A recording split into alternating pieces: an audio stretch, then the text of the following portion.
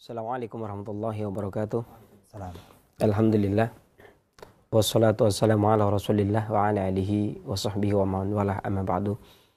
Akhwatul Islam, para pendengar dan pemirsa radio dan TV Roja dimanapun Anda berada. Dan juga para pendengar dan pencinta radio Hidayah FM Pekanbaru. Para pendengar dan pencinta radio Hang FM Batam, Malaysia, Singapura dan sekitarnya. Para pendengar dan pencinta radio sahabat muslim Tegal, para pendengar pencinta radio As-Sunnah kita Cirebon, dan para pendengar dan pencinta radio yang merilai acara ini. Kita panjatkan segala puji syukur kita kehadirat Allah Subhanahu wa taala yang telah melimpahkan karunia-Nya kepada kita, yang telah melekatkan kesempatan dan kesehatan kepada kita, sehingga di pagi hari ini kita dipertemukan kembali insyaallah untuk ke depan membahas tentang sayur mayur. Kemudian salat serta salam semoga selalu senantiasa dicurahkan kepada junjungan kita Nabi besar Muhammad sallallahu alaihi wasallam, kepada para keluarga-keluarganya, kepada para sahabat-sahabatnya, kepada para tabi'in, tabi'ut tabi'in dan seluruh pengikut-pengikutnya yang senantiasa istiqomah di dalam menapaki sunnahnya yang suci hingga yaumul qiyamah. Dan adapun kemudian daripada itu maka masih membahas seputar makanan ya, atau kangkung, di mana sebagaimana disebutkan oleh Imam Al-Qurtubi ketika menafsirkan ayat wa kulu washrabu wa la tusrifu, makan minumlah dan jangan berlebihan. Ya, maka ini merupakan pokok daripada ilmu pengobatan, dan seluruh ilmu pengobatan berkumpul di sini atau berporos di sini. Ini merupakan pangkalnya. Ya, maka boleh dibilang makanan ini selain kemudian yang nantinya akan menjadi sumsum bagi diri kita dan sperma bagi keturunan atau generasi penerus kita, ya, maka makanan ini juga merupakan obat bagi kita yang bisa menguatkan tubuh kita, tulang punggung kita, kemudian menguatkan darah kita, memberikan nutrisi kepada kita. Dari sini maka dijelaskan bahwasanya makanan ini merupakan penopang, merupakan obat. Ya, bahkan pola hidup itu sendiri, yakni hibdul siha dan al-himyah, ya, yakni menjaga diri dari perkara yang menyakitkan, yakni al-himyah, menjaga diri dari perkara-perkara yang menyakitkan, atau hibdul siha, menjalankan perintah dengan cara mengkonsumsi hal-hal yang bermanfaat bagi tubuh kita. Ini sangat diperlukan bagi tubuh. Artinya seseorang ketika makan, kalau dijelaskan di sana bahwasanya ketika seseorang lapar, ini pertanda tubuh kita ini dalam keadaan membutuhkan rutubah. Sebenarnya dijelaskan oleh Imam bin Mufli dalam Adab Syariah bahwasanya ketika seseorang ini lapar adalah dikarenakan dorongan atau kosongnya, berkurangnya rutubah yang ada dalam tubuh. Rutubah atau saripati makanan yang ada dalam tubuh kemudian dia berkurang. Ketika dia berkurang, maka secara spontan tubuh ini menimbulkan reaksi. Dan reaksi yang timbul dari tubuh ini adalah membutuhkan atau memanggil adanya sesuatu yang datang dari luar, yakni makanan. Ya, maka makanan itu sendiri sebenarnya kesimpulannya berarti suatu kebutuhan. Suatu kebutuhan. Ya, kebutuhan apa? Kebutuhan untuk mengganti materi-materi yang telah hilang.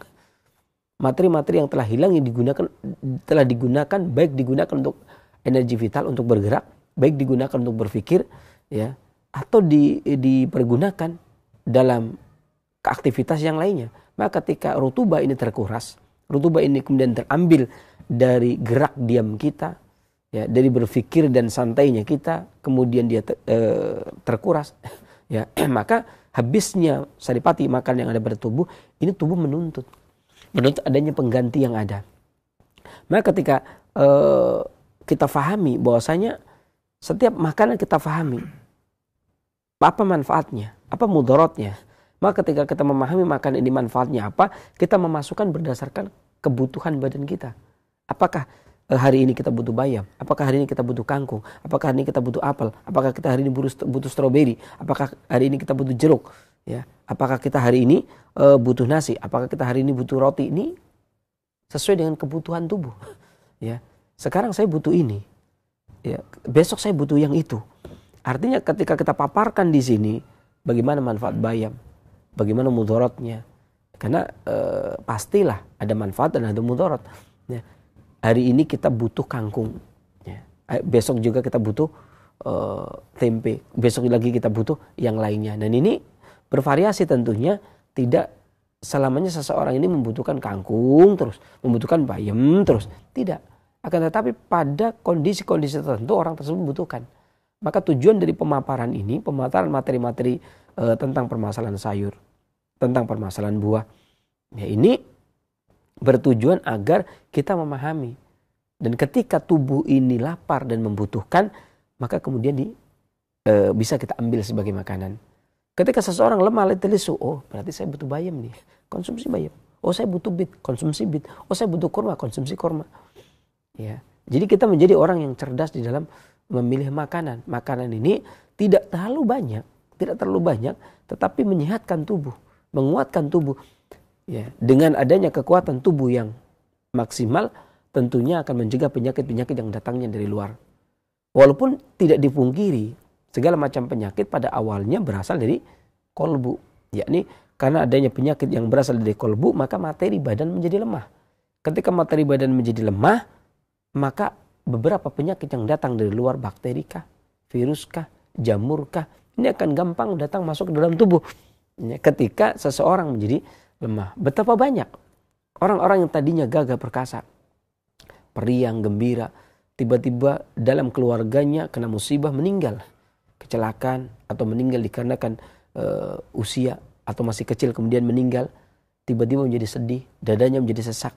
Ya, kemudian ketika lama-lama kelamaan kemudian terjadi sakit jantung, kemudian terjadi sakit paru-paru. Berapa banyak orang yang ditinggal meninggal keluarganya menjadi stroke. Berapa banyak orang yang menjadi jantungan, berapa banyak orang yang menjadi sesak nafas, asma. Ya. Dan hampir semuanya bisa dikatakan permasalahan-permasalahan yang ada itu dikarenakan faktor emosi yang ada atau faktor penyakit kolbu yang ada.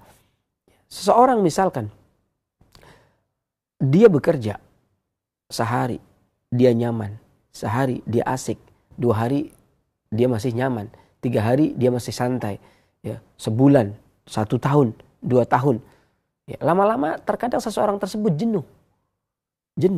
Nah, ketika di tempat pekerjaan tersebut jenuh, apakah itu yang menggunakan motor jauh, ya, atau seseorang yang menggunakan shift, ya, terkadang shift malam, terkadang shift pagi, terkadang shift siang. Pada awal-awalnya tidak sakit, tidak gampang. Tetapi ketika ada faktor kejenuhan, pada dirinya muncul kejenuhan sehingga muncul hawa berontak pada dirinya. Kok saya begini-begini terus? Tidak ada perkembangan, ya, gaji juga nggak naik-naik. Ya. Nah, dari permasalahan yang ini muncul organ tubuh menjadi melemah. Lama-kelamaan kalau dia terus demikian, organ tubuh menjadi lemah. Kena hawa angin sedikit sakit dia. Kena hawa angin sedikit dia sakit. Nah, ketika sakit sesuatu yang datang dari luar, ini sebenarnya panggilan dari dalam. Karena dari dalam itu sudah lemah, maka sesuatu yang dari dalam itu masuk. Yang dari luar itu masuk. Maka benteng pertahanan yang pertama dan yang utama adalah pengobatan dari si kolbu. Tentunya agar kita tenang, agar kita sabar.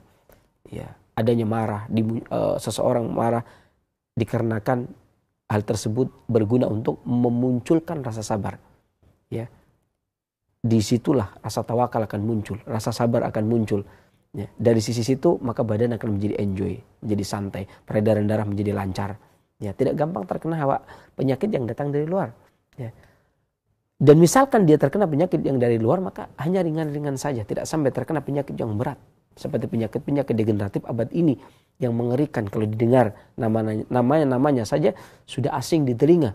Dan ketika dilihat penampakannya sudah menggetarkan jiwa. Nah, ini sesuatu yang luar biasa.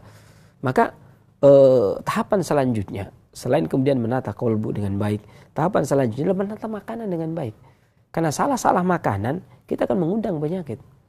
Ya. Karena seseorang makan ini karena butuh, bukan karena iseng. Jangan sampai kemudian kita makan karena iseng. Ya, oh ini kayaknya ada yang enak nih. Kemudian kita makan, itu nggak benar. Makan itu dikarenakan panggilan tubuh, reaksi tubuh, kita lapar, kita kurang darah, kita kurang gizi, kita kurang saripati makanan. Maka adanya reaksi demikian, sebagaimana bisa dijelaskan oleh Al-Hafidz Ibnu Muflih. Ya. Jadi rapal itu adalah reaksi kekurangan rutubah dalam badan untuk minta pengganti. Dikarenakan makanan tersebut sudah diurai, kemudian sudah habis digunakan untuk beraktivitas, habis digunakan untuk berpikir. Ya. Maka kemudian membutuhkan asupan makanan yang bisa digunakan sebagai pengganti untuk beraktivitas lagi, digunakan untuk berpikir kembali. Ya. Kalau kemudian makanan yang seharusnya menjadi nutrisi yang bisa digunakan untuk beraktivitas dan berpikir, kemudian yang dimasukkan dalam makanan iseng-iseng saja, ya, sembilan nonton TV, kemudian iseng makan cemilan dan sebagainya, maka tanya, ini buat apa sebenarnya kita makan? Ya, menjadi nutrisi kah? Sperma kah? Darah kah? Kalau tidak, hindari. Maka hindari. Kita tidak butuh, kita tidak diciptakan untuk mencari kuliner makanan. Ya. Dan ini sudah terjadi, kaum muslimin banyak sekali. Maka sampai-sampai sudah menjadi sesuatu yang sebuah kebiasaan ya kaum muslimin. Sampai-sampai kalau kita singgah di suatu tempat, mesti yang pertama kali ditanyakan itu, di sini kuliner yang paling enak itu apa?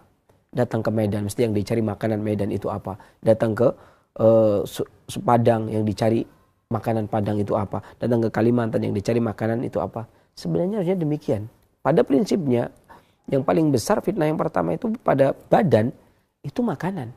Ya, kalau badan loh ya, bukan kolbu. Kalau badan, soalnya kalau badan, kalau wanita kan nggak ada yang namanya orang itu baru datang ke Medan, kemudian ini wanita yang cantik mana, nggak ada.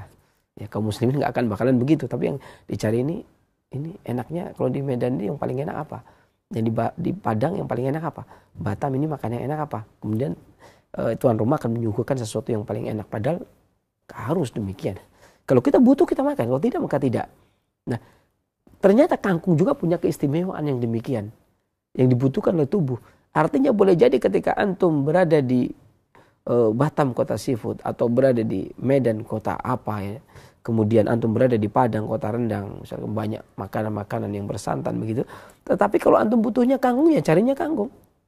Ya, maka kan kita ceritakan bagaimana keistimewaan kangkung, sehingga kalau kita butuh memang kita digunakan. Sebagaimana kemarin kita jelaskan bagaimana tentang bayam. Kangkung tentunya Anda tahu semua, dia merupakan tanaman herbal yang menjalar. Ya, dan kangkung itu sangat terkenal di berbagai wilayah, terutama di Asia Tenggara. Dan sayuran ini berasal dari India, kanan kabarnya. Ada yang mengatakan sayuran ini berasal dari India. Ya, kalau dibilang kemudian kok bisa ya dari India datang ke Indonesia? Kerajaan pertama kali yang ada di Banten dulu, sebelum adanya Kutai, ya, abad 2 sebelum Masehi, ya, itu di Banten. Itu dari India. Raja yang pertama datang dari India, ya. Dan itu sebelum ada kerajaan Kutai dan Tarumanegara. Dan kangkung ini sangat terkenal sekali dari India dan bisa datang ke Indonesia. Dan orang India, orang Tionghoa itu datang ke Indonesia itu sudah dari tahun-tahun awal. Jangan diheran ketika kita mengatakan, oh ini berasal dari Cina, ini berasal dari India loh. Sampainya ke Indonesia kapan? Ya, orang India, Gujarat, Persia, zaman-zaman Islam aja yang membawa banyak orang India datang kemari. Ada beberapa sejarah yang mengatakan bahwasanya Islam datang ke Indonesia juga ada yang datang dari Cina, ada yang ngomong datang dari Mekah, ada yang ngomong datang dari India. Ya, jadi kalaupun kangkung berasal dari India, jangan heran kalau kemudian datang ke Indonesia. Ya. Kemudian kangkung ada dua jenis, yakni kangkung yang ada di darat, yang sekarang kita lihat terkadang dia datang bersama dengan akarnya, dan kangkung yang ada di air, yang kemudian di sungai, ya, yang warnanya lebih hitam, lebih keras tangkainya atau batangnya. Dan kangkung darat ini dipanen dengan cara dicabut keseluruhan, ya, sehingga ketahuan akarnya. Sedangkan kangkung air biasanya dipotong dengan memotong batangnya saja, sehingga akarnya tidak sampai keambil. Ini biasanya ditanam di sungai-sungai atau di rawa-rawa ya, atau di air yang banyak. Dan bagian yang digunakan kangkung ini bisa digunakan dari akar sampai daunnya. Semuanya bisa digunakan kangkung ini. Ya. Dan tanaman yang memiliki nama Ipomoea ini atau kangkung ini sangat dikenal sekali dan dimanfaatkan oleh para pengobat klasik pada zaman dulu berdasarkan karakteristiknya. Di mana kangkung ini memiliki rasa yang manis, ya, memiliki rasa yang manis dan dingin, rasa yang manis dan dingin serta menenteramkan. Ya, mungkin kalimat menenteramkan ini mungkin bikin ngantuk ya, karena enjoy, makanya kata orang makan kangkung itu bikin ngantuk. Sebenarnya bukan ngantuk, menenteramkan. Nanti akan dijelaskan sampai saraf-saraf pusat ya, itu coba relax, santai. Ya, jadi sebenarnya enak juga sebenarnya. Jadi bukan berarti makan kangkung bikin ngantuk, bukan bikin kangkung, bikin tentram. Nggak belingsatan. Dan akarnya bersifat tawar dan netral. Ya, kalau dilihat dari sisi sini, bahwasanya manisnya kangkung ini merupakan tonik. Bahkan bisa dibilang toniknya tidak kalah dengan bayam. Artinya dia memberikan tonik kekuatan pada tubuh. Ya, kalau kemudian dikatakan kangkung itu bersifat dingin, kalau kemudian disatukan dengan rasa yang manis, maka dia bisa menyejukkan badan, menenteramkan karena dia menyejukkan badan, dan manisnya meningkatkan kekuatan tubuh, memberikan tonifikasi, tonik kepada tubuh, memberikan tonik pada rutubah, kekurangan cairan, memberikan tonik pada cairan termasuk pada darah. Karena ketika nanti maka kangkung yang manis ini kemudian masuk ke lambung, kemudian diurai, kemudian saripatinya masuk ke dalam tihal atau limpa, kemudian diproses, saripatinya kemudian masuk ke dalam kabid hati, kemudian diproses menjadi dam, darah, kemudian diperas, ampasnya ada 2, yang hitam masuk ke limpa, yang kuning masuk ke kantong empedu, yang nanti digunakan untuk melumaskan pencernaan, dan esensi vital yang ada pada limpa nanti dikirim ke kilyah dan babul hayah, ya, di bagian ginjal kanan dan ginjal kiri, yang nanti akan menjadi sperma dan menjadi sumsum. Jadi manisnya ini menguatkan cairan tubuh, mendinginkan, meredakan demam. Bahkan kangkung digadang-gadang merupakan tanaman yang hampir setara dengan akar alang-alang. Artinya dia bisa digunakan untuk mengatasi gangguan pendarahan seperti batuk muntah darah, mimisan berdarah, buang air besar berdarah, ya, atau haid terlalu berlebih. Ya. Ini kangkung ini bisa digunakan untuk masuk kepada panas darah. Ini hawa panas yang dari luar kemudian menyerang darah sehingga darah keluar dari pembuluhnya. Maka biasanya kangkung ini bisa dimanfaatkan untuk yang demikian. Ya, bisa digunakan untuk mengatasi seputar pendarahan, gangguan pendarahan yang ada. Ya, kemudian kangkung ini bagus untuk usus dan lambung. Kangkung ini bagus untuk usus dan lambung sehingga mengatasi gangguan-gangguan lambung dan usus secara khusus maupun secara umum. Ya. Jadi bagaimana kalau orang yang terkena radang lambung lemah, tidak bisa mencerna makanan, ya. Makanya dikarenakan dia bagus dengan usus dan lambung, makanya kangkung ini sering diresepkan digunakan pada wanita-wanita hamil yang kemudian ngidam dan mual, ya. Dikarenakan kelemahan lambungnya kemudian dia mual, ngidam, maka biasanya yang dianjurkan adalah bikin oseng-oseng kangkung. Karena oseng-oseng kangkung di sini dia memiliki manfaat untuk menguatkan lambung, kemudian mencegah terjadinya kembung, mual dan muntah. Ya, makanya biasanya menggunakan kangkung. Ya. Dan biasanya digunakan dengan cara dioseng-oseng, dimasak tumis, ya. Tentunya dengan api besar dan dengan cara yang singkat, cepat, ya. Kemudian dari sini, dari karakteristiknya ini berkhasiat untuk menghilangkan racun yang ada dalam tubuh. Racun di sini yang dimaksud adalah bukan racun sebagaimana pemahaman orang, ya, selama ini. Jadi yang dimaksud racun adalah racun panas. Hawa panas yang ada dalam tubuh, misalkan panas masuk ke dalam darah, kemudian terjadi pendarahan atau terjadi muntah darah, ya. Ini termasuk racun, ya, termasuk disebut sebagai panas racun. Nah, racunnya yang dimaksud di sini adalah racun panas. Nah, kenapa? Karena dia bisa mengeluarkan darah dari pembuluhnya. Darah keluar dari karakteristiknya. Ya, yang dari tadi sifatnya sejuk, dingin, kemudian menjadi panas dan keluar dari pembuluhnya. Maka ketika diberikan kangkung, maka dia akan panas itu akan terusir. Panas yang ada pada tubuh itu akan terusir. Dan dia anti radang, mencegah terjadinya peradangan. Seperti radang lambung, radang usus, ya, sariawan. Kemudian juga peluru kemih, mempermudah buang air kecil dan menghentikan pendarahan. Serta dia itu menenteramkan, sedatif, menenangkan, ya, menyejukkan, menenangkan, ya, dan mengatasi gangguan insomnia, susah tidur. Ya, adapun hal-hal yang disampaikan oleh para pengobat klasik ini tentunya sesuatu yang baru pada saat itu. Kemudian para ahli, para pakar peneliti kemudian meneliti, ya, secara biologi, secara farmasi, ya, dari biofarmasi, kandungan kangkung itu apa? Kok bisa demikian dan demikian? Maka ternyata kangkung juga memiliki kandungan yang sangat banyak. Ya, di mana disebutkan kangkung banyak mengandung mineral, banyak mengandung kalsium, banyak mengandung vitamin C, mengandung karoten, mengandung sitosterol, mengandung protein. Bahkan kangkung memiliki zat besi yang memiliki peran penting dalam penyusunan sel darah merah. Makanya kangkung merupakan tonik.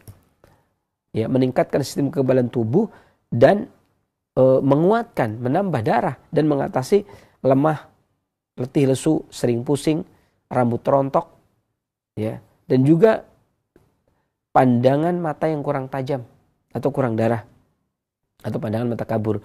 Bahkan vitamin A pada kangkung ini kadarnya lebih dari bayam. Artinya untuk vitamin A-nya, untuk ketajaman pandangan matanya itu lebih bagus kangkung ketimbang bayam. Artinya vitamin A-nya kadarnya dia lebih tinggi daripada bayam. Dan vitamin B yang kompleks dan omega 3-nya yang ada pada kangkung menenangkan. Ini kenapa kangkung kok kemudian orang hari ini sering mengatakan makan kangkung bikin ngantuk. Ya, kenapa? Dikarenakan ada vitamin B kompleks dan omega 3. Daripada kita harus mencari vitamin B kompleks, ya kan kadang-kadang kita cari yang sudah bentuknya dari kimiawi ya. Kemudian omega 3 itu cari dibeli juga mahal. Ya, seikat kangkung paling 2.000 jadi dapat 3. Ya, sudah ada omega 3, sudah ada vitamin B kompleksnya dan lebih berasa lagi, makanya dia menenangkan. Ya, kalau Anda kaum muslimin beli omega 3 dan B kompleks diminum sekaligus belum tentu bikin ngantuk karena mungkin kurang dosisnya. Jadi, kalau ini pas, ya sudah enak rasanya. Ya kan, bisa buat lauk, kemudian menenangkan dan memiliki vitamin B kompleks dan omega 3 ini yang menenangkan dan mengatasi depresi. Ya, sementara vitamin B kompleks yang ada di luaran dan omega 3 pun belum tentu mengatasi depresi. Kalau ini menenangkan. Udahlah, daripada pusing makan kangkung habis itu tidur ya. Jadi kan depresi ya. Kemudian secara klinis, peningkatan kadar B kompleks dan omega 3-nya dapat meningkatkan produksi serotin dalam otak. Dan peningkatan kadar hormon serotin akan menciptakan suasana yang nyaman yang membuat kita mudah terlelap. Itu maksudnya. Jadi kenapa kangkung itu kemudian dikatakan bahwasanya dia itu bikin ngantuk? Sebenarnya bukan bikin ngantuk. Bukan. Akan tetapi karena dia mengandung vitamin B kompleks dan omega 3 yang bermanfaat untuk menenangkan dan mengatasi depresi. Yang secara klinis pada penelitian, peningkatan kadar B kompleks dan omega 3 yang ada pada tubuh ini dapat meningkatkan produksi serotin dalam otak. Ya, dan ketika kadar hormon serotin ini meningkat, maka akan menciptakan suasana yang nyaman, yang membuat kita ini mudah terlelap. Kenapa bisa tidur? Ya karena nyaman. Ya, kalau nggak nyaman nggak bisa tidur. Ya, makanya termasuk hal yang sangat penting menurut saya. Dan kemudian artinya gini, kalau orang banyak pikiran, terus lapar, berarti sudah secara cerdas bilang, berarti saya ini butuh kangkung hari ini. Ya kan? Saya lagi kacau, susah tidur. Kemudian lapar butuh makanan. Susah tidur berarti butuh makanan yang kalau dimakan bisa menenangkan. Berarti saya harus cari kangkung. Berarti saya butuh kangkung. Artinya begitu. Yang saya maksud adalah begitu. Ketika kita paparkan tentang makanan, maka dan antum lapar, membutuhkan makanan, antum akan memilih makanan yang tepat. Ya, bukan lagi suasana galau, kemudian kacau, kemudian cari makanan yang panas, durian, ya, tambah. Ya, tadi makan makanan daging yang keras. Artinya boleh, tetapi kita harus cerdas bagaimana kita memanfaatkan makanan yang sudah ada. Ya, untuk mengimbangkan tubuh kita butuhnya apa sekarang? Kalau orang lagi lemah, letih, lesu, ya, kurang tenaga, kurang bergairah, ya cari kambing, ya kan? Kalau kemudian beda lagi, kalau memang lagi nggak bisa tidur, ya kan, cari kambing, tambah nggak bisa tidur ya. Kalau kemudian, ini berarti sudah saatnya saya makan kangkung. Jadi memang kita harus cerdas ke arah situ. Ya, kemudian juga kandungan seng dan seleniumnya berperan untuk mengendorkan urat saraf hingga merasa enak tidur. Ya, banyak orang tidur tapi nggak lalap. Banyak orang tidur tapi gelisah. Banyak orang tidur tapi banyak mimpi. Tapi ini ada kandungan. Ingat, ada 4 kandungan utama di sini. Ya, ini vitamin B kompleks, omega 3, seng dan selenium. Yang dimana keempatnya ini memiliki peran yang luar biasa. Ini peran untuk mengendorkan urat saraf hingga merasa enak tidur. Jadi bukan cuma tenang, ya kemudian santai pingin tidur saja, bukan cuma ngantuk saja, tapi tidur dan enak. Ya, dan ini tidur yang enak kan kadang-kadang orang kita tidur enak 1 jam 2 jam pun kayak puas gitu ya. Dan terkadang ada orang yang tidur 6 jam pun kayaknya kurang, kayaknya nggak mantap. Ini tidurnya enak. Yang dicari kan lelap, enak. Ya, bangun tidur badan terasa ringan. Ya. Kemudian ini dari sisi penelitian, kegunaan artinya seluruh tanaman pada kangkung ini berguna untuk mengatasi air kemih yang sedikit karena dia peluru kemih. Kemudian air kemih yang berdarah sampai kepada kencing nanah, kencing darah dan kencing nanah, serta batuk berdarah, digigit ular. Ini termasuk luar biasa. Ya. Mungkin dulu dikarenakan seringnya, karena di rawa-rawa itu kemudian ada orang yang gigit ular, kemudian langsung menggunakan kangkung yang ada. Mungkin pertama kali digunakan demikian mungkin ya. Wallahu a'lam. Pada kenyataannya dia dikenal dapat mengatasi gigitan ular dan serangga. Ya, ini kan tentunya kalau kangkung rawa-rawa ya. Dan keracunan makanan. Kemudian mengatasi mimisan, susah buang air besar, kemudian terkilir sampai kepada wasir berdarah. Dan akarnya ini bisa digunakan untuk mengatasi batuk yang lama, tentunya yang dimaksud dengan akar adalah kangkung darat. Kemudian mengatasi gusit, rasa sakit, keputihan, keringat dingin, dan haid yang terlalu banyak, serta keracunan makanan juga, seperti keracunan tempe bongkrek, seperti keracunan ikan, ya, terjadi gatal dikarenakan keracunan makanan.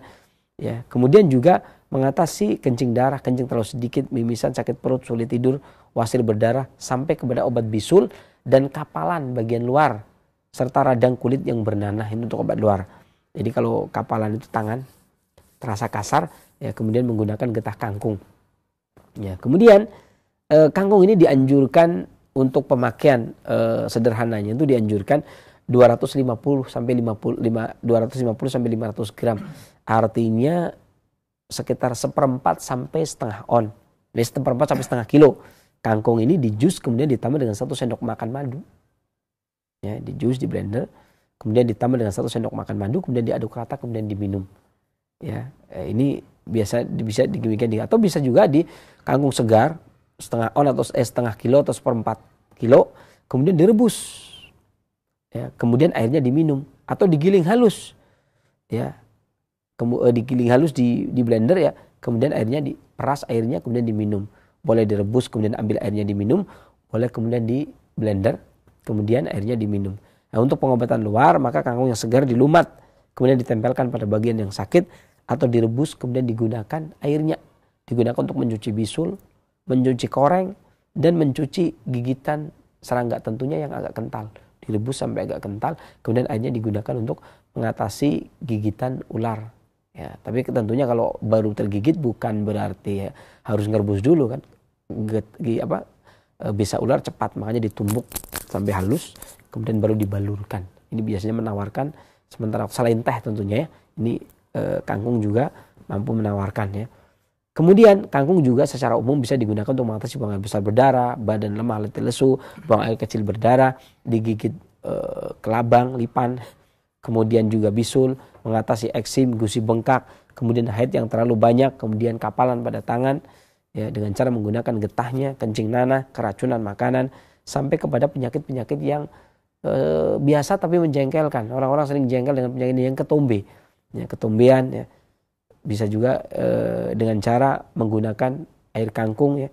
Kemudian juga mengurangi haid, melancarkan air seni, mengatasi mimisan dan mengatasi mual pada ibu hamil manakala dia ditumis atau dioseng, mengatasi radang gusi, sakit perut bagi para penderita wasir, sulit tidur dan mimisan, ya kemudian sakit kepala, sakit gigi, sembelit, sariawan, ya sampai dengan wasir dan wasir yang berdarah. Ya, demikian mungkin yang bisa saya jelaskan sampaikan tentang permasalahan kangkung di sini. Dan untuk selebihnya nanti di sesi kesimpulan atau sesi akhir nanti kita akan berikan tambahan. Mudah-mudahan demikian bermanfaat ya. Untuk selanjutnya sesi kedua yang sesi tanya jawab, untuk memandu saya serahkan kepada saudara saya Al-Khareda. Kepada beliau saya persilakan. Baik, terima kasih Sinsei Abu Muhammad Faris Al-Kiani. Sinsei, ini menarik sekali ini. Satu kangkung ini begitu banyak manfaatnya Sinsei. Yang ingin saya tanyakan Sinsei, ketika kita mengolah untuk makanan Sinsei, kangkung ini apakah ketika dicampur dengan oncom ataupun tauco, apakah manfaatnya sama sifat dari kangkung tersebut, dan apakah lebih baik direbus saja untuk lalapan sebagai makanan Sinsei? Jadi kangkung ini memang ajib. Jadi dia cocok dengan semua jenis sayuran. Itu yang pertama. Dan pada prinsipnya ketika digunakan sebagai obat, maka cocoknya dia dimasak, minimal dikukus, ya, atau dioseng.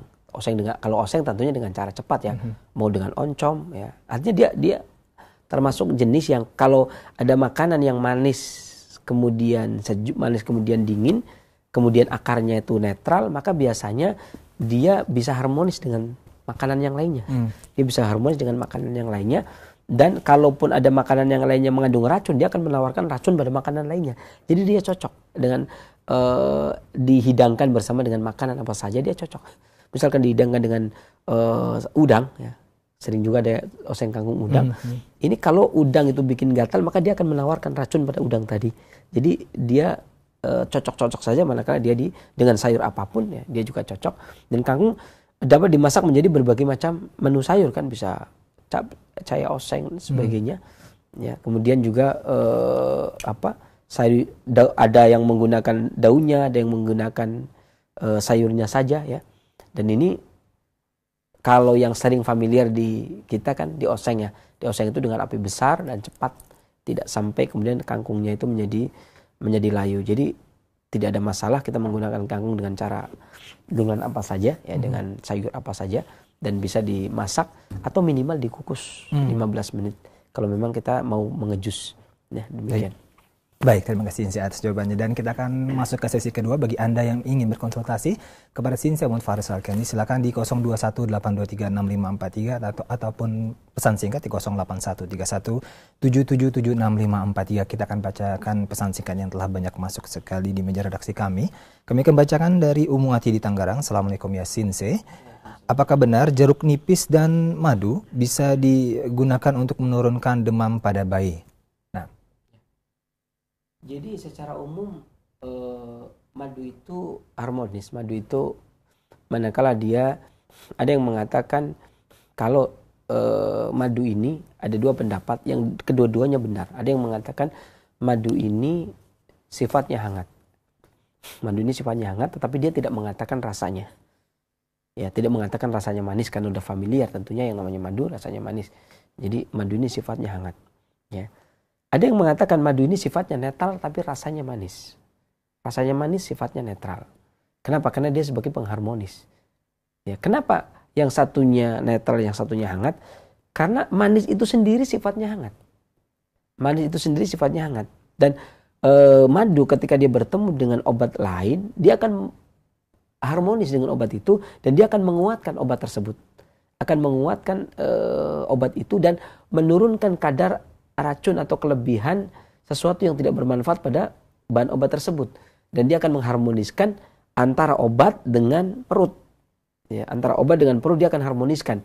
Ini keistimewaannya madu, ya, kalau dalam bahasa Tionghoa disebut Feng Mi, dan dia bisa mengharmoniskan antara bahan obat dengan perut, atau mengharmoniskan antara perut satu dengan perut yang lainnya, ya, ini madu. Maka ketika madu dicampur dengan jeruk nipis, kalau sekiranya asamnya itu akan menyebabkan permasalahan pada lambung dan permasalahan pada fungsi hati yang nantinya akan berlebih. Akan tetapi kalau ketika dia dicampur dengan madu, maka dia akan tertekan. Tapi tentunya dengan proses. Tidak bisa kemudian mentah dengan mentah. Madu kemudian langsung kasih air jeruk, ini tidak bisa. Ya, maka diadakan proses. Prosesnya apa? Dikukus. Makanya yang namanya proses, baik itu proses perebusan maupun proses pengukusan, tujuannya banyak. Punya banyak tujuan. Yang pertama, tujuannya menghilangkan sifat racun yang ada pada tanaman tersebut, ya, ketika seseorang itu mengukus. Kedua, merubah karakter, merubah khasiat, ya, dari yang tadinya misalkan untuk apa, kemudian berubah untuk apa, ya. Ketika jeruk nipis kemudian dikukus, yang tadinya kalau dia tidak dikukus kemudian membersihkan cairan, meluruhkan lemak, ya, menurunkan lemak, ya, kemudian membersihkan perut, tapi ketika dia dikukus dia akan berubah karakter. Ya, dia akan berubah karakter, dia akan menguatkan paru, mengeluarkan dahak, bukan lemak lagi, tapi menguatkan dahak, kemudian menurunkan panas. Nah, asamnya ditekan sama rebusan tadi. Makanya kenapa diproses direbus? Karena agar untuk menghilangkan bahan yang lainnya. Ya, menekan racun yang lain seperti asam yang tidak cocok, maka dikukus asamnya akan turun. Sehingga yang timbul hanya dinginnya saja. Ya, hanya dingin. Maka jeruk nipis dengan madu cocok buat orang yang demam, anak kecil yang demam, batuk atau pilek, tetapi dengan cara dikukus terlebih dahulu kurang lebih sekitar 15 menit. Mudah-mudahan bermanfaat bagi pendengar yang lainnya juga selanjutnya. Baik, terima kasih Sinse atas jawaban serta solusinya dan kepada Umu Ati. Semoga bermanfaat jawaban dari Sinse. Kami akan bacakan kembali pesan singkat. Sinse, tadi dikatakan kangkung itu bagus untuk lambung, Sinse. Ini ada pertanyaan menarik. Saya Samsul Hadi dari Lampung, umur 57 tahun. Ingin bertanya, saya mempunyai penyakit asam urat dan mempunyai asam lambung. Asam lambungnya cukup tinggi dan mempunyai vertigo. Apakah kangkung ini bisa menyembuhkan penyakit ini ataupun baik untuk penyakit saya? Ya. Kangkung ini dikenal dalam penelitian bahasanya dia banyak mengandung purin. Yang kadar purinnya ini mencapai 298 mg per 100 gram. Per 1 onnya kurang lebih ada 298 mg. Ya, di mana kangkung segar ini kalau kita dapati purinnya juga terdapat pada bayam. Jumlah purin yang ada pada kangkung ini hampir sama yang terdapat pada bayam. Namun lebih rendah dari purin yang ada pada jeruan. Jeruan, otak kikil ini dia lebih tinggi purinnya dan kangkung lebih rendah. Maka penderita asam urat ini tidak dianjurkan mengkonsumsi kangkung dalam jumlah yang besar. Tidak dianjurkan mengkonsumsi kangkung dalam jumlah yang besar. Kalau saya katakan tadi bahwasanya jumlah mengkonsumsi itu setengah on sampai 1 on, maka dia akan dikurangi. Setengah on, setengah sampai 1 on, setengah sampai 1 on. Maka dia akan mengobati lambung dan dia tidak purinnya ini digunakan oleh tubuh. Sebagaimana dikatakan oleh Lanilingga, seorang yang seseorang yang praktek dan peneliti yang melakukan penelitian di Singapura, ya baru-baru ini kalau nggak salah masih di Singapura juga, mengatakan bahwasanya 45% kebutuhan tubuh untuk menangkal radikal bebas dan mencegah timbulnya penyakit degeneratif seperti kanker, jantung dan seterusnya adalah purin. Nah, jadi kalau kita sama sekali tidak menggunakan purin pun, makan yang mengandung purin seperti kangkung ini, dia mengandung purin kecil purinnya. Dan kalau kita tidak mengkonsumsi makanan yang mengandung purin sama sekali, maka dikhawatirkan asam urat kita selamat, tetapi penyakit lain tidak selamat. Penyakit degeneratif lain seperti terang penyakit kanker, karena benteng pertahanannya itu tidak ada. Maka tidak bisa mengantikan mutlak. Akan tetapi tidak boleh, tapi bukan tidak boleh mutlak, ada batasan. Tidak boleh dalam porsi yang besar. Artinya dalam satu hari cuma 1 kali, misalkan pada siang hari ya makan, atau pada pagi hari kemudian makan. Dan dia juga bermanfaat bagi lambung ya. Di oseng dia bermanfaat bagi lambung, dan dia jangan pagi, siang, sore, pagi sedikit, siang sedikit, sore sedikit. Ini tetap jumlah besar 3 kali ya. Maka yang dilakukan adalah cukup 1 kali dalam seminggu, maka bagus buat lambung, tetapi tidak bermasalah bagi asam uratnya. Saya katakan tadi tidak boleh, tapi bukan titik, ada komanya, dalam porsi yang besar ya. Tapi dalam porsi yang tentara yang namanya porsi besar 250 gram itu atau 2,5 kilo itu sudah dikatakan besar, berarti ya sedikit saja. Jangan sampai kemudian satu menu hari ini cuma kangkung saja kan gitu. Itu termasuknya kebutuhan tubuh kita cuma kangkung kan tidak. Kebutuhan tubuh kita ada kebutuhan yang lain, labu lah, terong lah, kemudian ayam dan seterusnya. Jadi bukan berarti hari ini kita cuma butuh kangkung saja kan tidak. Ya, ada butuh tempe dan seterusnya. Maka kita membutuhkan yang demikian. Mudah-mudahan bermanfaat juga bagi para pendengar dan bisa yang lainnya selanjutnya. Dan kangkung untuk vertigo juga bagus ya, Sinse? Ya, kangkung untuk vertigo juga bagus, bahkan dia mengatasi sakit kepala, vertigo sama migrain. Ya, ini tapi biasanya kalau mengatasi vertigo ini menggunakan 1 genggam daun kangkung, pakainya daunnya, kemudian ditumbuk halus, kemudian diberi sedikit air dan diberi garam sedikit, ya, air kemudian garam sedikit, kemudian disaring, diberi madu, kemudian diminum 1 kali sehari. Jadi saya ulangi, 1 genggam daun kangkung, kemudian ditumbuk halus, kemudian sedikit garam ditambah, kemudian air secukupnya, kemudian ditambah dengan madu, ya, diaduk rata, kemudian diminum 1 kali sehari pas saat pusing. Minumnya pas saat pusing. Ya, atau bisa juga dengan cara menggunakan seikat daun dan batang kangkung yang segar, kemudian direbus, kemudian diminum airnya. Ya, demikian juga bisa digunakan untuk sakit kepala, migrain ataupun vertigo. Nah, demikian Bapak Samsul di Lampung. Semoga bermanfaat jawaban dari Sinse, dan kepada Anda yang mendengarkan solusi dari Sinse. Kami akan kembali bacakan pesan singkat masih perihal manfaat dari kangkung ini. Dari Umu Adis di Parung, ingin bertanya Sinse, Assalamualaikum. Anak saya berumur 13 tahun, laki-laki, banyak sekali ketombenya. Tadi disebutkan kangkung bisa untuk ketombe. Silakan Sinse. Adapun kangkung untuk ketombe ini dengan cara menggunakan kangkung yang segar. Ini memang penyakit ketombe ini penyakit yang ajib ya. Jadi bukan penyakit, biasa saja orang itu, tapi mengganggu juga ya. Rasa pede juga ya. Rasa pede juga apalagi remaja. Kangkung segar secukupnya direndam dalam air semalaman. Kangkung yang segar ya secukupnya, 1 ikat ya, kurang lebih 1 ikat, kemudian direndam dengan air semalaman sampai airnya berwarna kebiruan, biasanya hijau kebiruan. Ya, setelah itu kemudian gunakan sebagai tonik atau keramas dengan air tersebut ya di rambutnya. Dan ini bisa dilakukan setiap kali keramas. Setelah itu kemudian biarkan ya kurang lebih sekitar 15 menit sampai 20 menit. Kemudian setelah itu baru keramas bersih. Ya, terus demikian lakukan setiap hari kurang lebih sekitar 1 minggu ya. Itu biasanya mudah-mudahan ketombe sudah bersih. Demikian mudah-mudahan bermanfaat dan bermanfaat juga bagi para pendengar bisa yang lainnya selanjutnya. Amin. Terima kasih. Saya jawaban serta solusinya. Dan kepada Anda pendengar dan pemirsa Roja TV dimanapun Anda berada, mohon maaf bagi Anda ingin menelpon kami, ada gangguan sedikit di line telepon kami di 0218236543. Semoga bisa dimudahkan bagi kami untuk memperbaiki line telepon kami, dan kami akan kembali bacakan pesan singkat. Assalamualaikum ya Sinse, saya sekarang lagi hamil 8 bulan.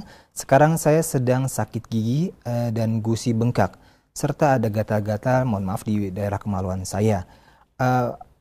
Adakah herbal yang bisa bermanfaat untuk penyakit saya di atas? Ya, radang gusi, gatal di kemaluan, atau termasuk keputihan, ini memang kangkung biasa digunakan untuk itu. Ibu bisa menggunakan kangkung darat, akarnya, ambil akarnya yang segar, sekitar 2 on. Ya, akar kangkung darat yang saya maksud tentunya. Akar kangkung segar sekitar 200 gram atau 2 on. Kemudian dicuci bersih. Setelah itu kemudian direbus dengan 1 gelas air. 1 gelas air itu sebesar segelas air mineral ya, sekitar berarti 200 sampai 210 ml air. Kemudian ditambah dengan cuka 200 cc. Artinya 1 gelas juga. Kemudian direbus sampai mendidih selama 15 menit. Kalau bisa mendidih. Dan dalam keadaan hangat gunakan airnya untuk berkumur. Ya, gunakan, ini bukan diminum ya, bayangannya jangan diminum. Kemudian digunakan untuk berkumur dan lakukan berulang kali sampai sembuh. Ini tadi yang ada di atas gigi dan gusinya. Akan tetapi bagi yang permasalahan di kemaluannya, ya maka bisa kalau menggunakan sirih mesti orang takut bagaimana nanti pas kelahirannya, maka bisa menggunakan 1 ibu jari temulawak, ya, kemudian ditumbuk, kemudian direbus dengan setengah gelas air sampai mendidih, kemudian setelah itu boleh ditambah madu, kemudian diminum 1 kali sehari. Demikian mudah-mudahan langkat penyakitnya dan bermanfaat bagi para pendengar bisa yang lainnya selanjutnya. Baik, terima kasih. Saya jawaban serta solusinya, dan kami bacakan kembali pesan singkat dari Umu Konita di Jambi. Assalamualaikum ya Sinse. Saya ingin minta saran dari Sinse, dikarenakan mungkin di Jambi ini lagi ada yang debu dan asap itu. Nah, jadi pertanyaannya, ingin minta saran kesehatan karena di sini banyak kabut asap dan debu dan kemarau, banyak mengakibatkan qadarullah banyak penyakit terutama anak-anak, diantaranya diare, sesak nafas. Kira-kira apa yang bagus dikonsumsi untuk anak-anak ini Sinse? Ya, sebenarnya anak kecil, sebagaimana yang telah kita bahas, gangguannya adalah pernafasan dan pencernaan. Tadi dibilang sesak nafas, kemudian diare sama. Betul. Gangguannya yang terserang pada anak kecil itu, yaitu gangguan pernafasan dan gangguan pencernaan. Sebenarnya bisa menggunakan obat 1 atau bisa menggunakan obat 2. Contohnya adalah madu. Madu ini bisa digunakan untuk menguatkan limpa dan membuang dahak dan reak serta melonggarkan pernafasan. Ya, contohnya bisa menggunakan madu 1 sendok makan pada anak-anak, 1 sendok teh pada usia sekitar 2 tahunan, ya. Kemudian 1 sendok makan pada usia yang lebih besar tentunya, dan pada orang dewasa 3 sendok makan bangun tidur mau tidur. Ya, ini juga membantu menguatkan paru dan limpa untuk mengatasi gangguan-gangguan pernafasan ataupun pencernaan. Madu bagus buat pencernaan dan madu juga bagus buat pernafasan. Ya, tetapi catatan di sini juga secara umum ini tuh kalau dibilang dari sisi klasik, dibilang musim ini musim panas menjelang kering. Ya, musim ini karena ada musim semi, kemudian musim panas, kemudian panas panjang. Ini panas panjang itu panas yang sudah kering. Sudah kita lihat beberapa tempat sudah pada kekeringan, kekurangan air. Ini artinya sudah masuk pada musim kering. Sampai musim kering kemudian musim dingin kemudian baru pindah ke musim semi lagi. Nah, musim kering ini juga musim gugur. Nah, pada musim semi ketika seseorang berbuat kekeliruan pada musim semi, tidurnya terlalu malam, pola hidupnya terlalu buruk, maka akan menimbulkan permasalahan penyakit hati, flu dan sebagainya di musim panas. Dan ketika di musim panas salah tidur, salah dalam hal makan dan minum, maka dia akan mengidap penyakit jantung, sesak jantung di musim panas panjang atau musim kering, musim gugurnya. Dan ketika salah di sekarang ini, tidur kita terlalu malam, pola makan kita kurang bagus, ya tidur kita juga terlalu malam, pikiran kita terasa tertekan, kemudian selalu meracau, gundah dan tidak bisa menerima, menggerutu di hari yang panas panjang, maka akan menjadi penyakit paru sesek di musim dingin nanti. Musim dingin akan bisa berubah menjadi melemahkan paru dan bisa saja menimbulkan sesek di paru. Ya makanya saat seperti ini, di samping tadi kabut, asap dan sebagainya, secara umum saya bilang permasalahan musim juga, di samping kabut, asap juga, maka tidur jangan terlalu malam. Kenapa? Serangan dari luar terlalu berat. Yang kita perhatikan adalah dari sisi kolbu, tenang, ya, kemudian tidak menggerutu di hari yang panas panjang, nikmati saja apa adanya. Kemudian jangan biarkan tubuh kita tertekan. Sampai orang klasik bilang, maka berdiamlah sebagaimana gadis dalam pingitan. Artinya jangan terlalu mengumbar energi vital terlalu banyak. Kenapa? Ketika kita keluar terpapar, hari ini hari yang panas. Kemudian ketika kita mengeluarkan tenaga yang banyak, maka kita akan terkuras energi vital kita. Percuma. Maka kalau bisa usahakan berdiam diri, sebagaimana seseorang gadis dalam pingitan yang bersembunyi mengintip di balik jendela. Dan artinya, maksud saya bukan berarti makan tidur saja ya, tetapi usahakan jangan terlalu berlebihan di dalam menggunakan waktu. Kalau memang kerja sudah selesai, sudah. Kalau memang difikir sudah mentok, ya sudah. Jangan kemudian sampai kepikiran terus, pekerjaan kantor dibawa ke rumah, permasalahan rumah dibawa ke kantor, kebalik-balik ya permasalahannya. Jangan demikian. Maka usahakan permasalahan hari ini, kalau kita sudah jamnya kerja selesai. Kerja kantor sampai jam 5, jangan sampai kemudian antum pikirkan kerjaan kantor sampai jam 9. Ya. Karena hal ini akan dapat melemahkan tubuh. Saya katakan tadi bahwasanya sesuatu yang datang dari luar akan menyerang tubuh kalau tubuh kita lemah. Kalau tubuh kita mau asap kek, mau debu kek, dia tidak akan bisa melukai organ tubuh. Dia tidak akan bisa menjadikan penyebab penyakit. Karena dia hanya menjadi pemicu saja. Kalau organ tubuh kita kuat. Ya. Kalau organ tubuh kita lemah, maka tidak perlu asap dan debu. Nah, asap knalpot saja. Samping kita ngerokok saja kita batuk. Orang ngegas sedikit asap knalpotnya datang kita batuk. Uap aspal datang kita mimisan. Ya. Ini kalau kelemahan tubuh. Maka kuatkan pertahanan tubuh, tidur jangan terlalu malam, berprasangka yang baik, tawakal yang tinggi. Ya, kemudian jangan menggerutu, ingat jangan menggerutu di hari yang panas panjang seperti ini, ya. Dan hiduplah sebagaimana laksana seorang gadis dalam pingitan yang tidaklah dia keluar melainkan mengintip di balik jendela saja, artinya tidak terlalu banyak bekerja. Kalau memang sudah bekerja sudah, nggak usah kemudian ini sore ini main futsal apa ya? Ya kalau memang itu tidak disuruh sama istri ya, kemudian tidak terjadwal di instansi yang harus sebagaimana pekerjaannya para pemain-pemain bola kan. Kalau kita memang bukan ya, untuk musim ini biarlah saya istirahat dulu. Musim panas biar istirahat dulu.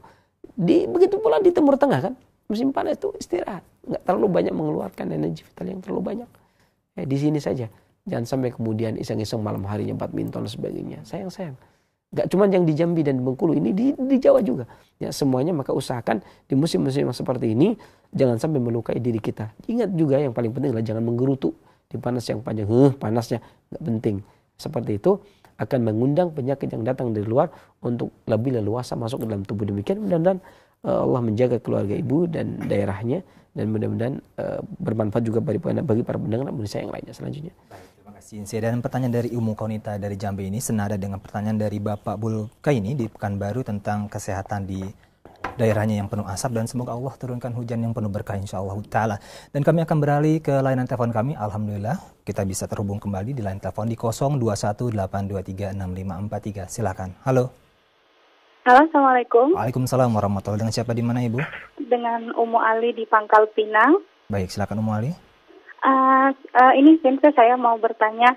Saya ibu rumah tangga, baru 2 hari ini saya waktu seperti sabunan di pipi saya sebelah kiri tuh saya pegang-pegang seperti ada benjolan sebesar kacang panah. Terus kemarin itu seperti di bawah rahang di dekat leher juga saya raba-raba seperti ada urat yang agak menonjol begitu, dan kalau dipegang gitu sedikit sakit gitu, dan ada perasaan tidak nyaman dengan telinga saya, dan tenggorokan saya juga seperti berdahak gitu. Tapi alhamdulillah tidak ada perasaan sakit di bagian yang lain, hanya kalau dipegang aja tidak nyaman gitu. Baik, intinya kan Sinse. Baik, terima kasih Umu Ali atas pertanyaan dan interaksinya.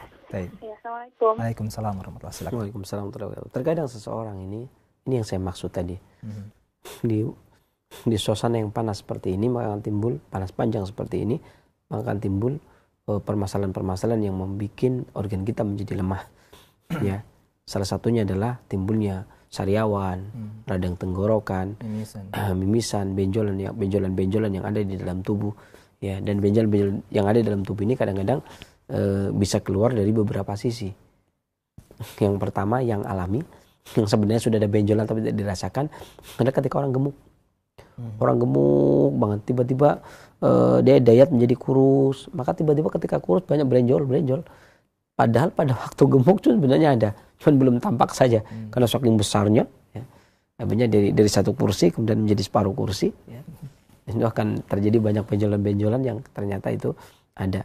Itu yang pertama. Yang kedua, ini yang dari sisi penyakit ya. Ini dikarenakan kelemahan organ tihal, ya, ini pencernaan kecil atau orang sering menerjemahkan dengan limpa.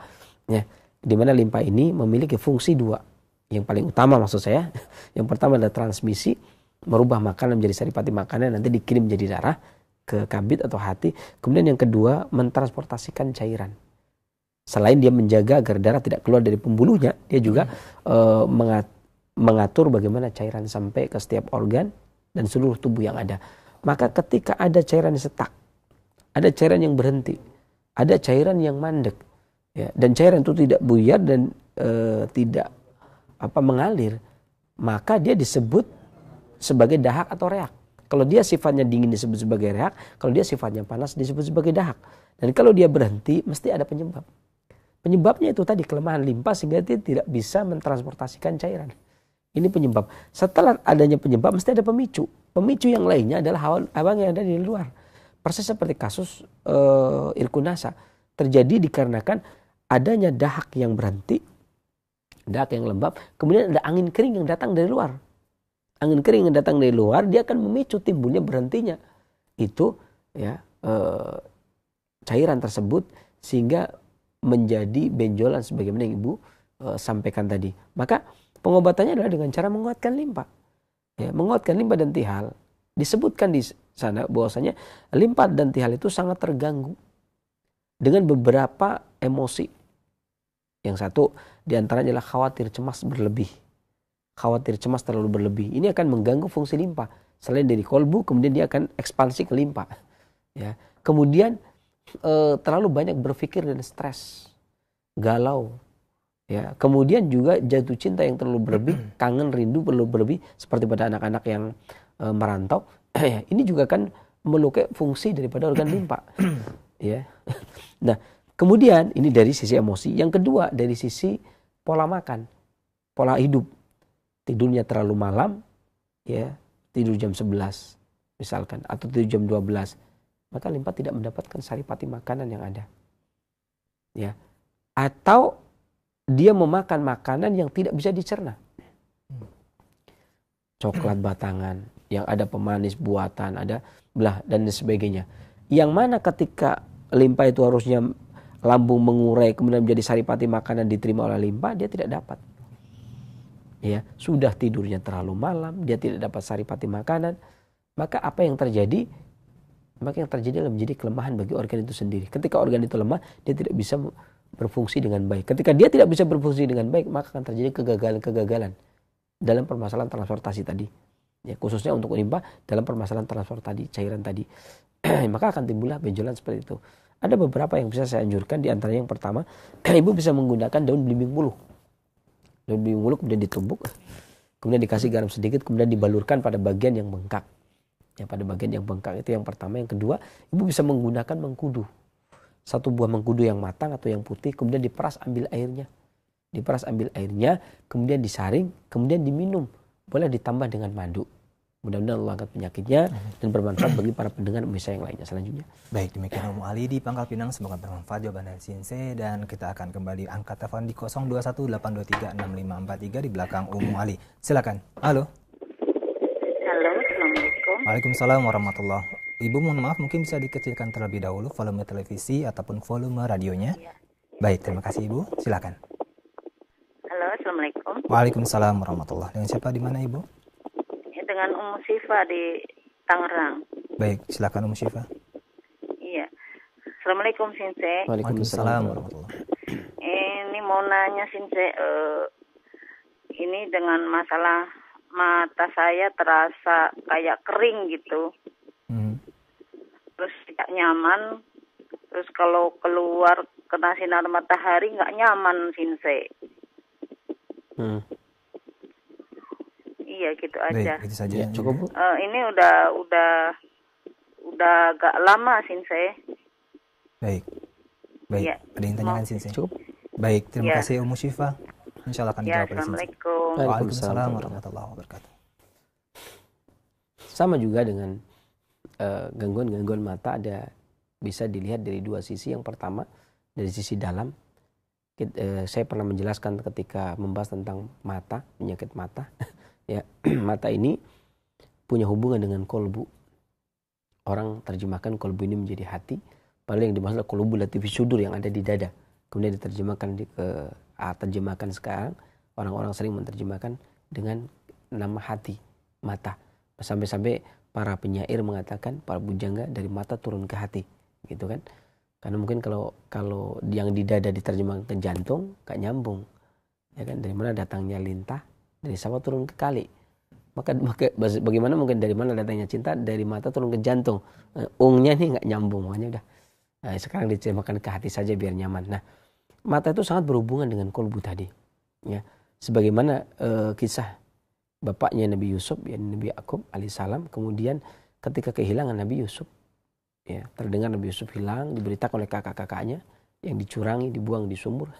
Kemudian Nabi Yakub ini menjadi buta selama sekian tahun dikarenakan kesedihan ditinggal Nabi Yusuf alaihissalam. Artinya di sini Nabiullah Yakub ini sebagai manusia itu juga demikian, mengalami sakit mata juga, ya mengalami sakit juga, dan ibu mengalami sakit mata, ya, dan mata sangat berhubungan dengan jantung, di mana seseorang yang bersedih juga akan berimbas kepada mata. Contohnya juga Nabi Yakub terjadi. Maka berarti menghindari kesedihan atau menata pola berpikir atau mindset kita, menata kolbu kita, menenangkan kolbu kita, mentaslimkan kolbu kita.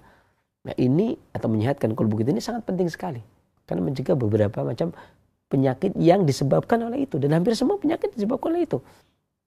Ya, itu yang pertama tadi, jangan sedih.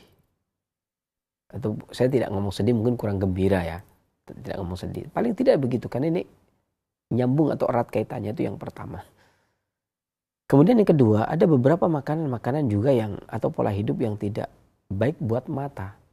Yang baik buat mata, di mana kata para ulama bahwasanya ketika kita tidur di malam hari, dalam Miftah Darus Sa'adah disebutkan bahwasanya panas jantung masuk ke dalam lambung dan dia mengurai makanan.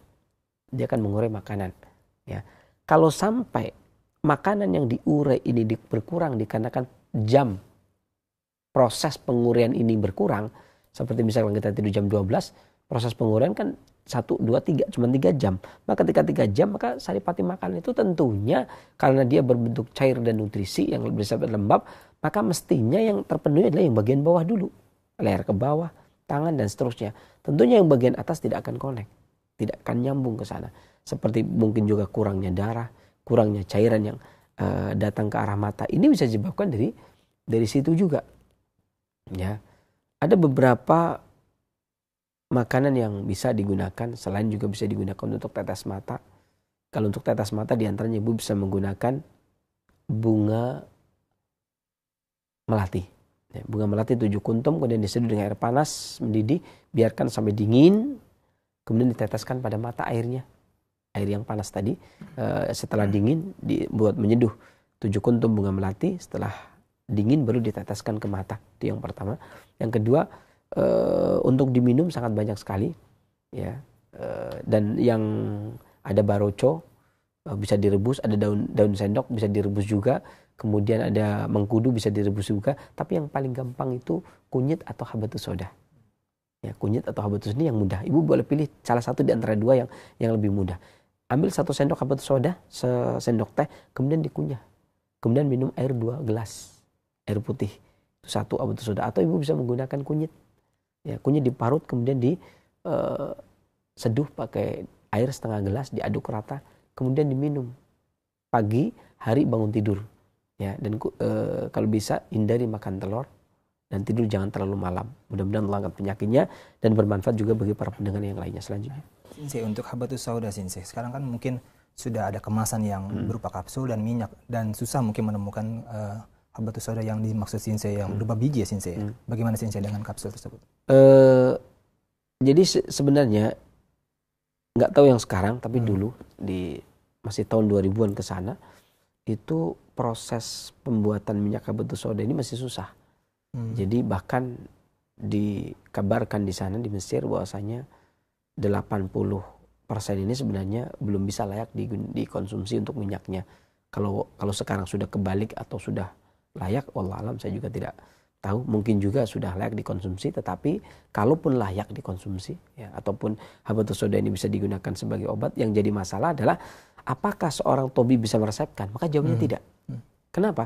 Karena seorang tabib ketika meresepkan, maka dia harus tahu kondisi penyakit dan tahu kondisi obat. Ya. Alimah man alima wa jahilu man jahila. Yang tahu ya tahu, yang tidak tahu ya tidak tahu. Berarti seseorang meresepkan itu memang harus tahu. Sebagian di Musnad Imam Ahmad dijelaskan tentang penyakit dan bagaimana. Dan begitu pula ketika seseorang yang sebelumnya tidak tahu tentang penyakit tersebut, kemudian dia mengobati, maka dia yang bertanggung jawab, dia yang bersalah. Ya, dalil ini kemudian diambil oleh Syekh Nasir As-Sa'di dalam permasalahan orang tersebut di dalam perkara apapun harus tahu, ya, nggak boleh nggak tahu. Nah, kalau kemudian kita mengobati, maka tahu itu dari 2 sisi, 2 arah. Yang pertama tahu kondisi pasien, yang kedua tahu kondisi obat.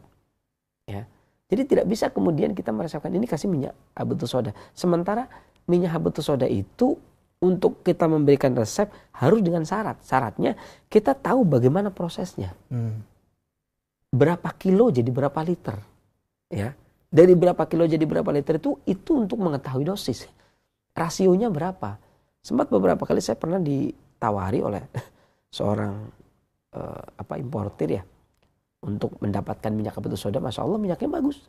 Saya selama ini di ikhwan-ikhwan kita juga minyaknya Masya Allah bagus. Ya, berkualitas bagus dan bermanfaat bagi tubuh.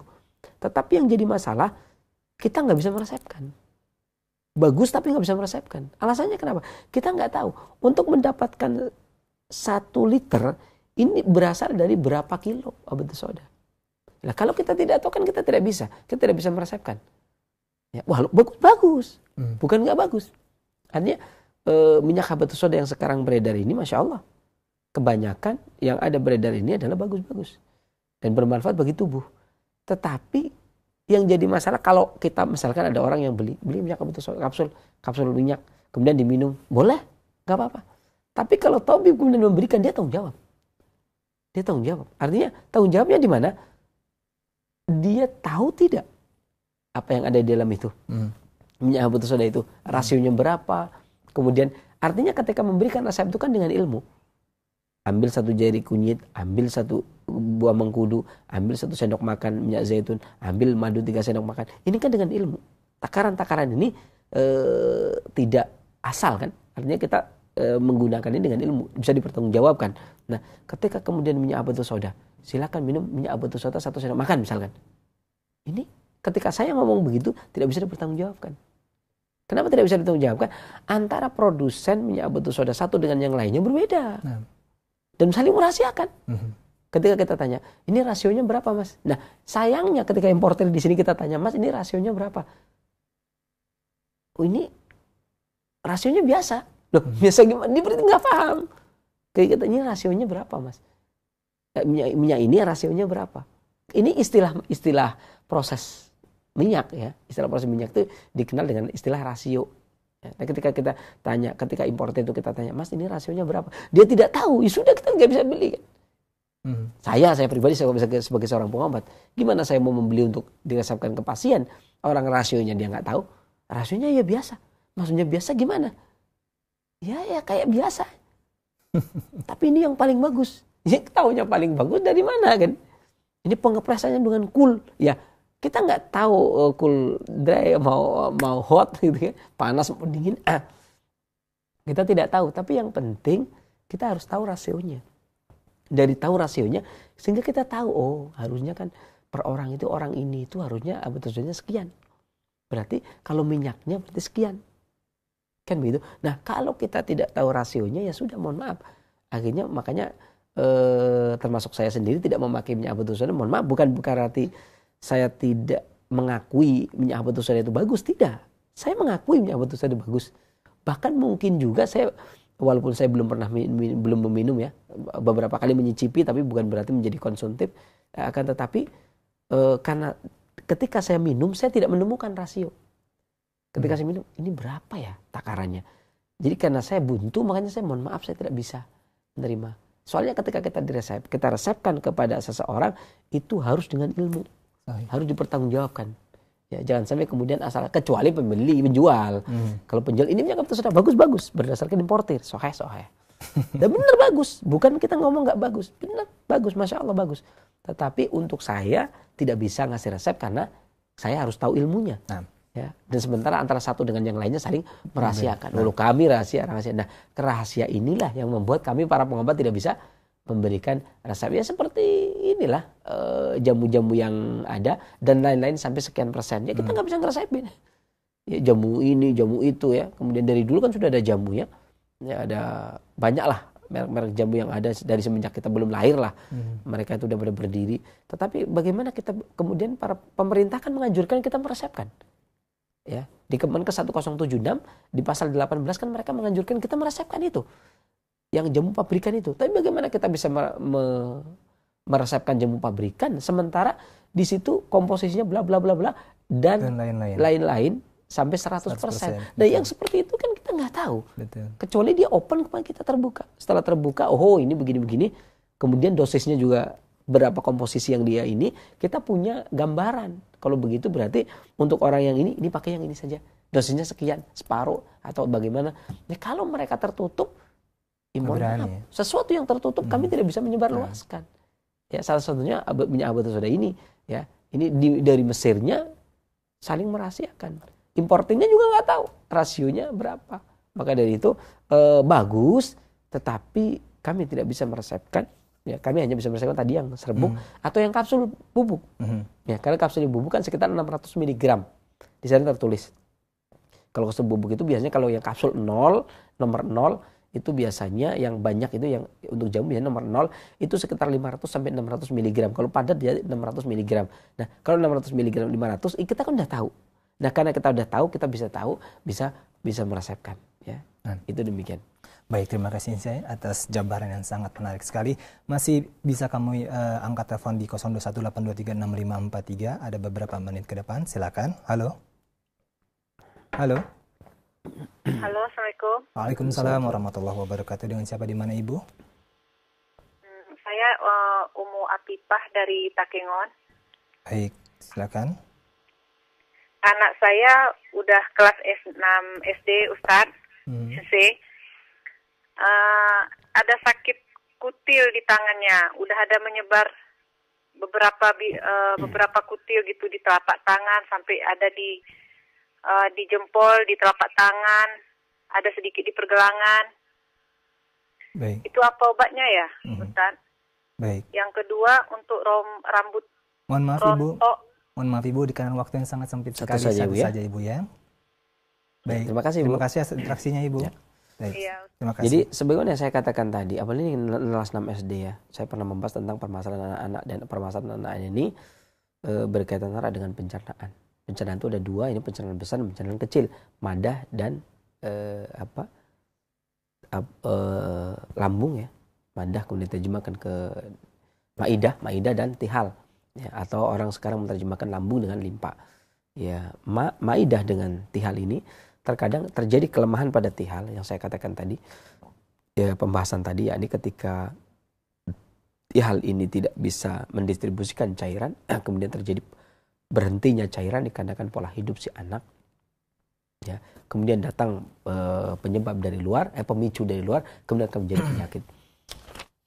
Ya, adapun pengobatannya dengan cara menguatkan tihal.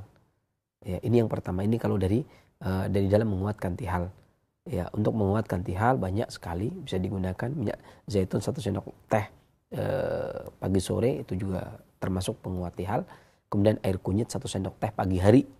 Ya, itu juga penguat tihal. Ya, kemudian madu 1 sendok teh pagi sore juga penguat tihal. Ya. Adapun untuk obat di bagian luarnya bisa menggunakan getah kangkung, kemudian dioleskan pada kutil-kutil tersebut. Ya, kemudian oleskan sampai nanti pada terlepas sendiri. Tetapi kalau dari dalam tidak diberikan, tentunya akan memicu timbulnya banyak, walaupun ini lepas tumbuh lagi.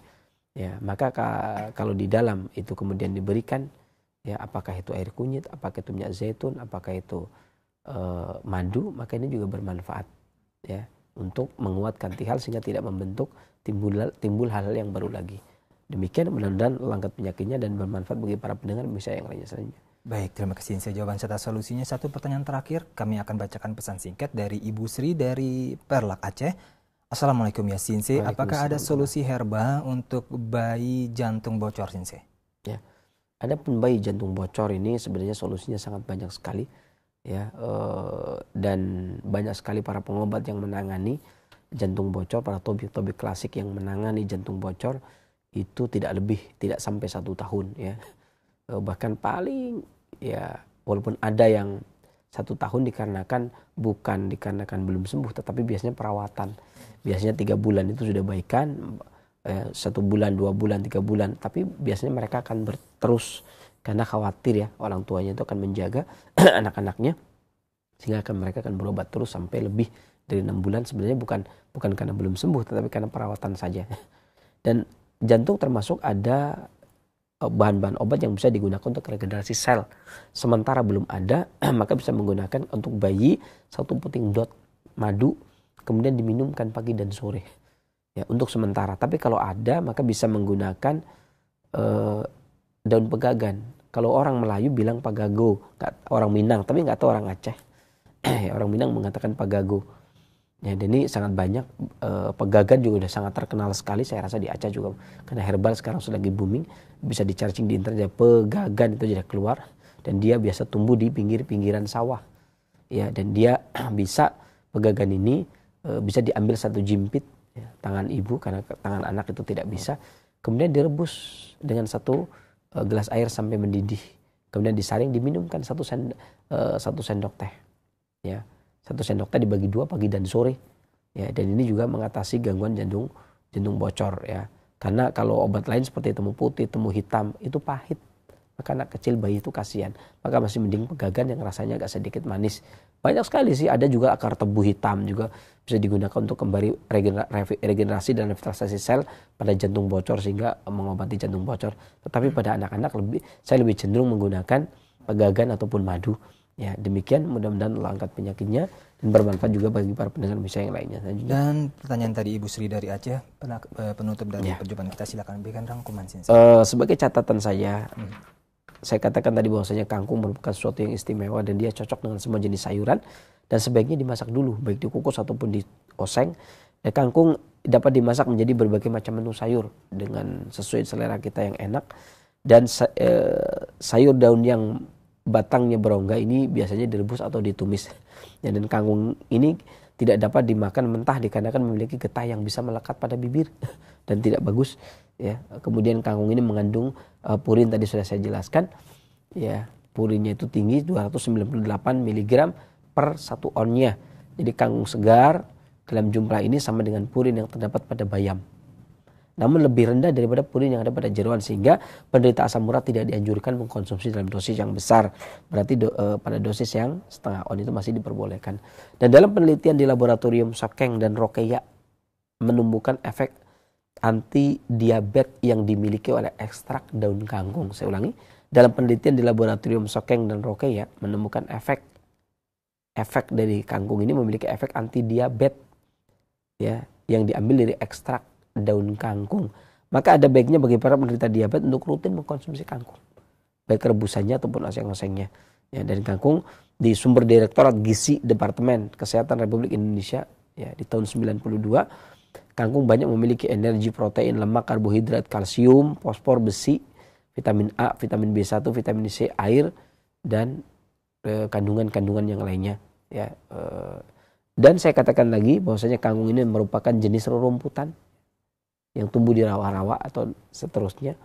Ya, tanaman-tanaman menjalar yang kelihatannya biasa saja. Ya, sebenarnya kalau seseorang itu tahu, maka tukang sayur akan kaya. Ya, kenapa? Karena dia memiliki obat yang luar biasa. Bagaimana tidak? Anemia yang seharusnya beli obat yang mahal, ya, kemudian bisa beli kangkung, ya. Tapi sayangnya itu tadi, karena kangkung juga merupakan menjadi bahan pokok. Mau nggak mau ya harga jualnya harga jual bahan pokok. Ya, saya teringat akan perkataan Ibnu Masawih yang diceritakan oleh oleh Al-Imam Ibnu Rajab Al-Hambali di dalam Jamil Ulum wal Hikam, bahwasanya ketika kita tahu kita bisa mempraktekkan pola hidup yang baik sebagaimana yang dianjurkan oleh Nabi SAW, bahwasanya makanan itu seperut itu sepertiga untuk makanan, sepertiga untuk air, sepertiga untuk udara. Kalau kita paham akan hal itu dan kita bisa mempraktekannya dari kefahaman yang kita ketahui, maka niscaya rumah sakit dan apotek itu akan tutup. Perhatikan saja, dari kangkung saja kita sudah bisa memetik hikmah 20-an lebih, bahkan hampir 50-an kita bisa memetik dari kangkung saja, ya, dalam keseharian. Coba kalau kemudian ketemu bayam, kemudian ada terong, ada banyak sekali, ada cabai, ada bawang, ada bawang putih, ini banyak sekali. Benar perkataan Ibnu Masawih, ya, maka rumah sakit dan apotek itu akan tutup. Tentunya dengan pola yang bagus yang demikian. Kita butuh kangkung, makan kangkung. Kita butuh bayam, makan bayam. Kita butuh telur, makan telur. Kalau nggak butuh, nggak perlu makan. Ya, kalau nggak perlu iseng-iseng. Kenapa makan iseng daripada nganggur? Nah, ini yang jadi masalah. Terkadang begini, dulu para sahabat, ya, di zaman sahabat Ridwanul Alim Jami'an, tidak ada rumah sakit. Bahkan kabarnya dokter yang datang pun tidak mengobati karena jarang sekali orang yang sakit pada zaman dahulu. Ya, kita mengaku Ahlussunnah Salafi, mengikuti pemahaman mereka Ridwanul Alim Jami'an, tetapi mereka tidak pada sakit, kita pecakitan, ya. Padahal perbedaannya sedikit. Para sahabat sedikit makan, kita sedikit makan. Perbedaannya memang sedikit. Di sedikitnya itu tadi maksudnya. Perbedaannya di sedikit. Para sahabat sedikit makan. Para tabiin sedikit makan. Kita sedikit makan. Nah, dari perbedaan yang sedikit itu, kalimat sedikit itu saja pada perbedaannya, ternyata kita gampang sakit dan para sahabat tidak gampang sakit, ya, para salaf kita. Ya, tentunya kalaupun makan, maka makanlah yang dibutuhkan oleh tubuh. Tentunya pelajaran besar buat kita. Dan ini jangan sampai makanan menjadi tujuan hidup kita. Ya, dan pada intinya kembali kepada kaidah kok tadi bahwasanya penyakit itu berasal dari kolbu. Tatalah kolbu kita sebagai walaupun kita menata makanan kita, tetapi jangan melupakan tatalah kolbu kita. Ya, untuk itu kajilah dakwah sunnah ini, datanglah ke kajian-kajian para ustadz Ahlussunnah wal Jamaah dan para dai salafiyin yang mengajarkan kepada kita akan tafsir, tazkiyatun nufus dan sebagainya, di mana Al-Qur'an itu sumber petunjuk. Di sana kita dapatkan, bahkan seluruh ilmu pengobatan tercantum di sana. Wa kulu wasrubu wa la tusrifu. Pokoknya ada di sana. Ya, itu adalah petunjuk, rahmat, sifat, ya, hudalin nas. Maka belajarlah kepada guru-guru kita, ustaz-ustaz kita, dan sangat banyak sekali. Dan salah satu medianya adalah radio dan TV Roja ini, dan yang lainnya banyak sekali. Ada di Sumatera, ada di Padang, ada di Jawa, bahkan kalau Roja mungkin udah sampai kemana-mana kalau melalui streaming dan seterusnya ya.